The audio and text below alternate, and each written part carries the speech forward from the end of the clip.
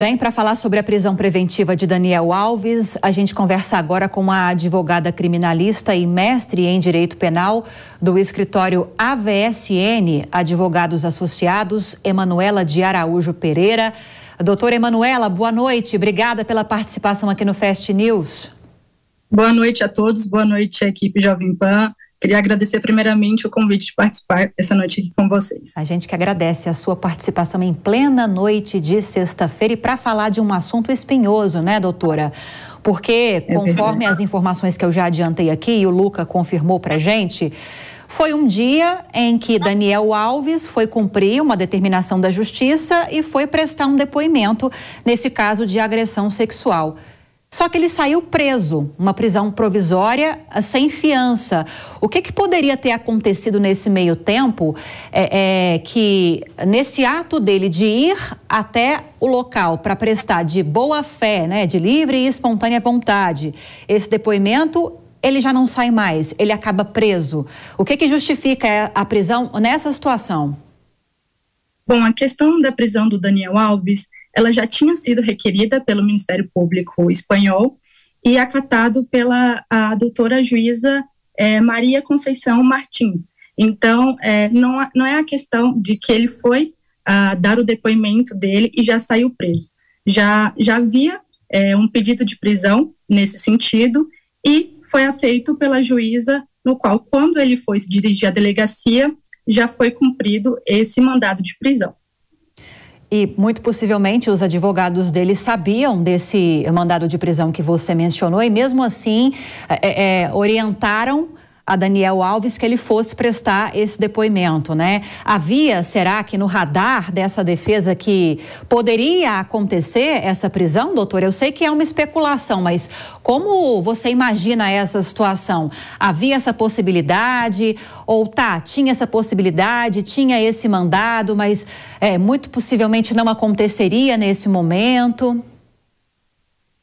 Bom, a questão da defesa, eu acho que a defesa sim já tinha um conhecimento do possível mandado de prisão em desfavor do Daniel Alves e, como eu havia falado, a questão já havia sido requerida pelo Ministério Público espanhol. E a questão também sobre a gravidade é porque na Espanha houve uma lei ano passado, a mudança do Código Penal espanhol em relação aos crimes de liberdade sexual, em que todos foram agora agregados ao delito de agressão sexual e não mais abusos, e também teve um aumento de pena. Agora, é possível, doutora, que ele permaneça preso ao longo de todo o processo? A defesa pode recorrer de alguma forma para que ele responda a esse processo em liberdade? Quais são os próximos passos possíveis nesse caso? Bom, com certeza a defesa do Daniel Alves pode recorrer sim da decisão, como todas as decisões judiciais são passíveis de recurso. Agora vai vir da estratégia da defesa qual vai ser o melhor caminho a ser adotado. Então, de primeiro plano, Daniel Alves fica custodiado na penitenciária da Catalunha até a data do julgamento e, porventura, se for condenado a cumprir pena lá, ou poderá ser extraditado aqui no Brasil para poder cumprir a pena aqui no Brasil. Agora, ele tem dupla nacionalidade, né? Será que esse movimento é fácil de acontecer, por exemplo, se... a gente tem duas situações, tem essa que você mencionou, né, doutora? E tem o fato de, por exemplo, ele recorrer, for solto, vier para o Brasil e, nesse caso, dificilmente ele seria extraditado por causa dessa dupla nacionalidade. É complexo, mas é mais ou menos isso, né? Exato, é uma questão complexa, mas aqui no Brasil, na nossa Constituição, é vedado a extradição de brasileiros nato. Então, primeiramente, o Daniel Alves é um brasileiro nato, então, dificilmente, porventura, se ele vir a ser condenado, ele seria extraditado para poder cumprir uma pena na Espanha, nesse parâmetro, nesse contexto que a gente está discutindo, caso ele seja solto no decorrer do processo, da investigação criminal. Doutora Elaine, eu já vou passar para você a palavra, mas é porque me veio agora na cabeça que é impossível não lembrar do caso Robinho, né? Ao falar dessa prisão de Daniel Alves. Tem algumas especificidades, algumas questões diferentes nos dois casos, mas, por exemplo, Robinho foi condenado pela justiça italiana, ele foi condenado em última instância em janeiro do ano passado, se não me engano, no dia 19, faz 1 ano e 1 dia dessa condenação em última instância, por prisão, foi condenado à prisão por 9 anos por estupro coletivo, né, de uma estrangeira na Itália. Só que antes de esse processo transitar em julgado, ele estava em liberdade, ele veio para o Brasil e agora a situação está complicada, porque ele tem esse mandado de prisão, ele não pode ser extraditado por essas razões que você explicou para a gente. E há essa expectativa da justiça italiana que ele responda por esse crime, que seja preso no Brasil, enfim, que algo aconteça nesse sentido. O ministro da Justiça e Segurança Pública, Flávio Dino, se pronunciou sobre esse caso nesta semana e disse que há sim essa possibilidade de Robinho ser preso ainda aqui no Brasil. Qual sua análise desse caso do Robinho, traçando esse paralelo com o caso Daniel Alves? E já passo depois da sua resposta para a doutora Elaine fazer uma análise desses dois casos também, desse paralelo. Na verdade, foi para a doutora Elaine. Não, primeiro para você e na sequência eu passo para a doutora Elaine. Ah, tudo bem. Não, a questão, hoje o ministro Flávio Dino se pronunciou a respeito, ele até verificou, demonstrou que não foi a fundo ao caso do Robinho, mas já sinalizou essa possibilidade do Robinho cumprir a pena aqui no Brasil. Bom, esse trâmite, o governo da Itália deve requerer ao Ministério da Justiça que ele cumpra a pena aqui, mas pouco tem influência o Ministério da Justiça. Quem executa a pena, na verdade, é o Poder Judiciário obedecendo às regras da execução penal, da Lei de Execução Penal. Então, a gente pode perceber algumas semelhanças entre o caso do Daniel Alves e o caso do Robinho, porque foram crimes cometidos fora do solo brasileiro.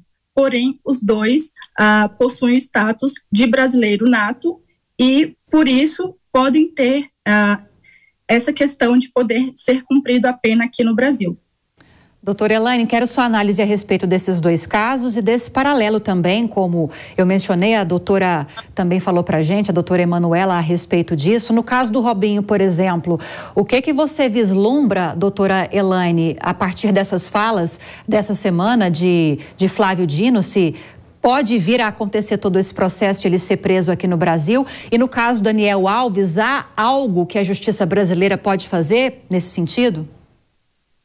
Eu acho que a gente tem que fazer um apelo às autoridades para que ambos, estando o Daniel Alves aqui no Brasil e tendo sido condenado, que ele também cumpra. Porque, Lívia, nós estamos falando de dois atos muito sórdidos e contra gênero, mulher. E nós somos um país que temos um alto índice de violência contra a mulher. Então, a gente também tem que dar exemplo para o mundo com relação a isso. E, para além disso, nós estamos falando de dois atletas, que, se não bastassem, são dois atletas do futebol, que é o esporte oficial do Brasil. Todas as crianças, todos os meninos tem nesses jogadores o seu ídolo, né? Eles tomam esses jogadores como o seu exemplo a seguir. Então, é lamentável que a gente tenha um jogador que acabou de sair do Catar, que representou a nossa seleção, indo para uma boate, ali na virada de ano, né, do dia 30 de dezembro para o dia 31, e faça aqueles atos sórdidos que ele fez com essa moça de 23 anos. Eu li hoje no noticiário, para além do estupro, ele teve violência física, jogou a moça no chão, né?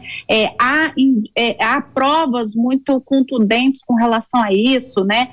Material biológico, lesões, várias provas que já foram coletadas, que já demonstram aí fortes indícios de autoria realmente aí de Daniel Alves, e é lamentável. Então, assim como a gente vinha falando aqui de punição exemplar, essa também deve ser uma punição exemplar que aqui no Brasil a gente deve buscar, porque a gente tem que lembrar que as nossas crianças e adolescentes se inspiram nesses atletas, né? A gente já teve aí problema com o Robinho, já teve alguns casos aí até com o nome do Neymar, com aquela funcionária lá da Nike, e agora Daniel Alves, né?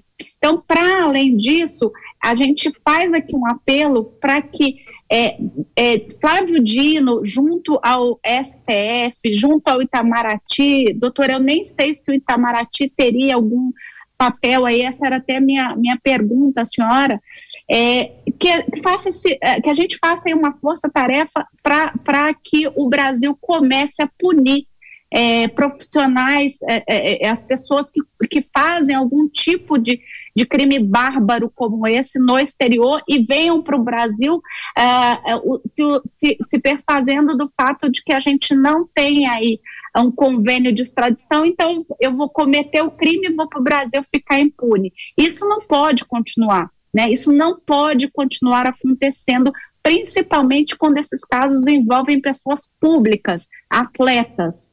Né? Então, doutora, nessa seara, eu queria perguntar para a senhora que papel teria o Itamaraty, ou se ele não tem nenhum papel nessa possibilidade aí de convênio com a Itália, com a Espanha, se isso realmente fica só a cabo do nosso judiciário.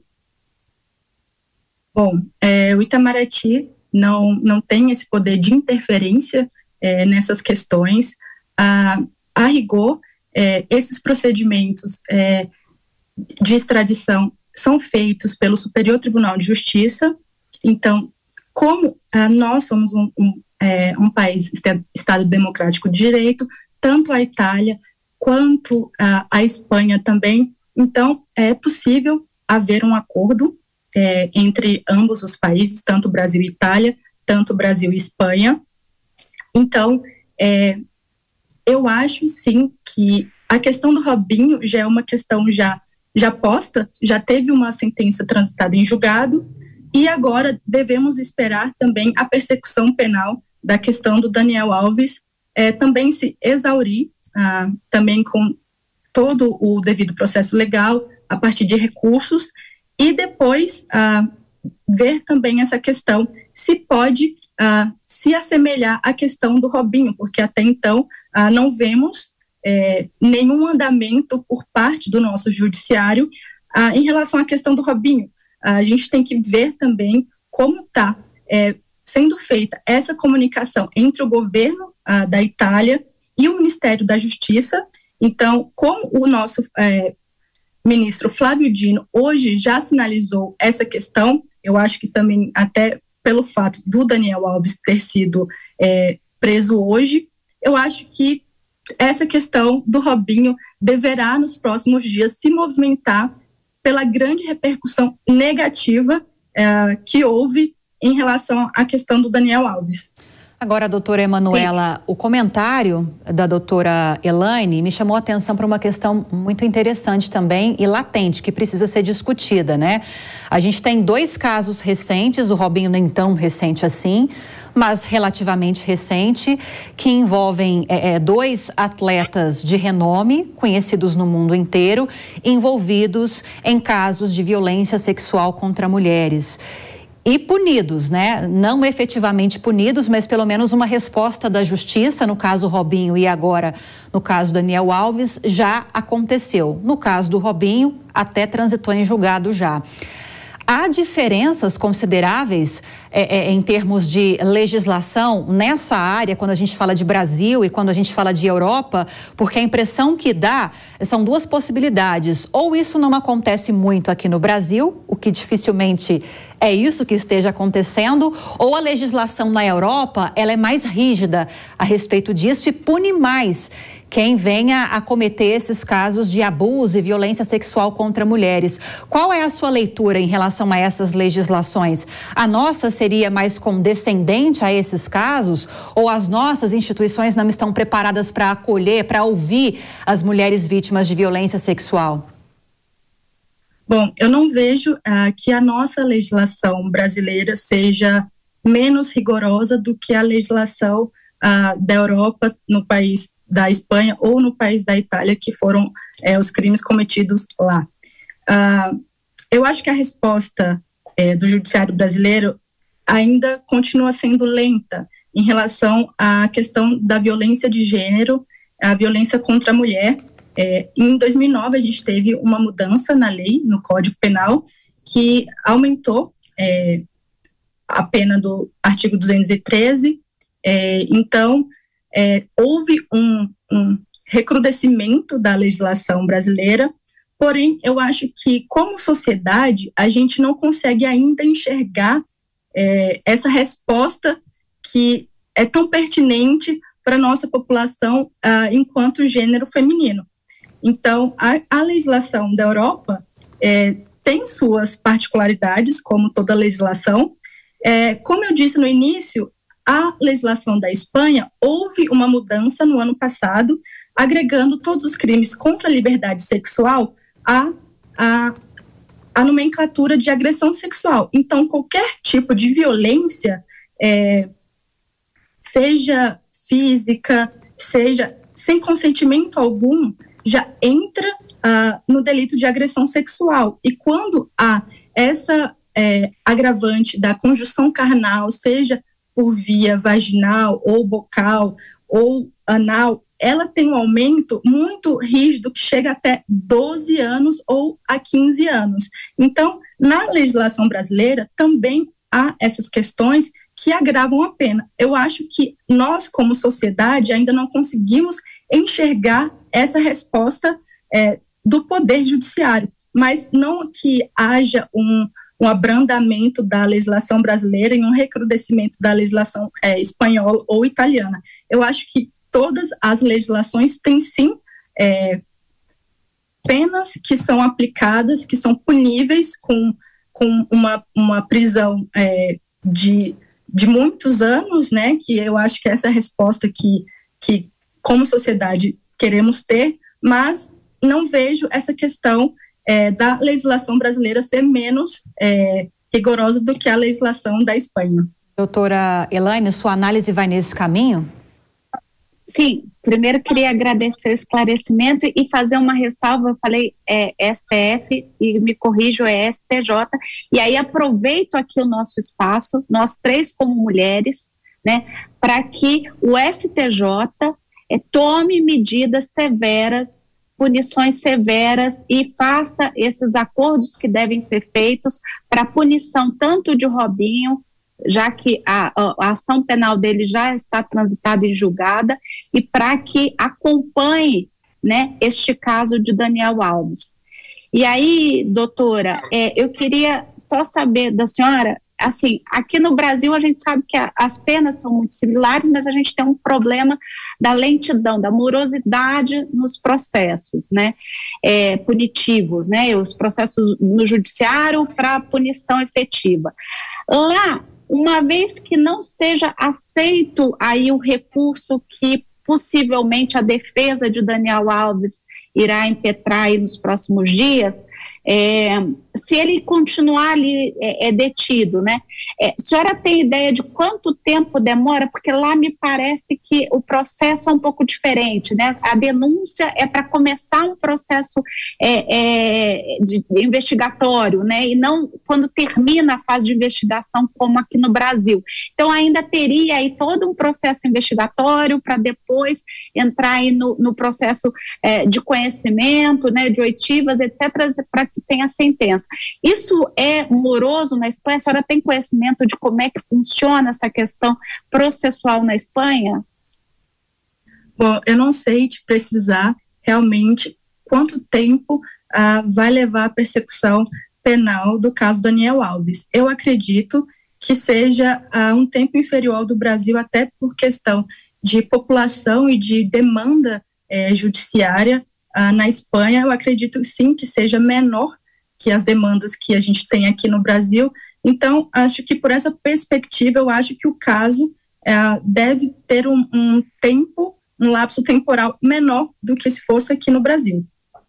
Agora, doutora, para a gente fechar esse assunto, a gente teve uma pena de 9 anos de prisão para Robinho, uma pena que transitou em julgado em 2022, em janeiro, dia 19 de janeiro, se não me engano, de 2022. E fazendo uma comparação com as acusações que foram relacionadas a Robinho e com essas acusações que são atribuídas a Daniel Alves, o que esperar em termos de pena para ele? Dá para precisar, para se aproximar de algo que seja mais factível? Sim. Em relação aos depoimentos e às possíveis provas que já foram colhidas pela polícia e pelo Ministério Público da Espanha, se ficar realmente confirmado que houve essa violência, tanto física quanto sexual, o Daniel Alves pode responder pelo delito do artigo 179 do Código Penal espanhol, que consiste na agressão carnal, por via vaginal, anal ou bucal, também por agressão física, e a pena pode ser de 4 a 12 anos. Então, pode variar aí o mínimo 4 anos e o máximo 12 anos. Pois bem, acabamos de conversar com Emanuela de Araújo Pereira, advogada criminalista e mestre em Direito Penal. Muito obrigada pelos esclarecimentos nessa noite, doutora. Bom fim de semana. Eu que agradeço. Boa noite a todas.